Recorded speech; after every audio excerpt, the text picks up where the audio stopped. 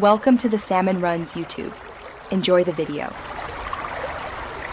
You start by making the repair safe and visible. Unplug everything and wait at least 5 minutes so capacitors settle. This reduces shock and shorts. Using a spudger and small Phillips, remove screws and carefully open the connector housing. This exposes the board and solder joints. Use a magnifier to inspect for corrosion, lifted pads, or broken pins because diagnosing first prevents wasted work. Once you see the damage, plan whether to reflow solder, replace the jack, or splice the cable. Now you execute the delicate middle steps where technique matters. Heat each solder joint just long enough to melt solder, then remove it with braid or a pump. Overheating lifts pads, so move quickly.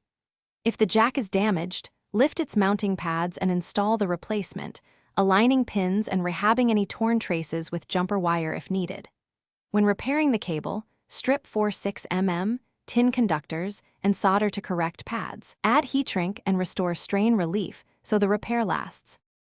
Finish by cleaning, securing, and verifying functionality.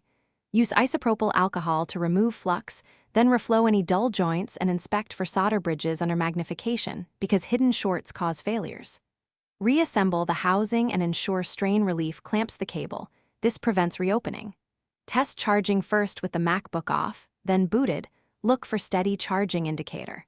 If it still fails, measure continuity and voltage at the connector. Confirm wiring and polarity, and recheck suspect joints. Those diagnostics quickly reveal remaining issues. Thanks for watching. Consider subscribing if we helped you.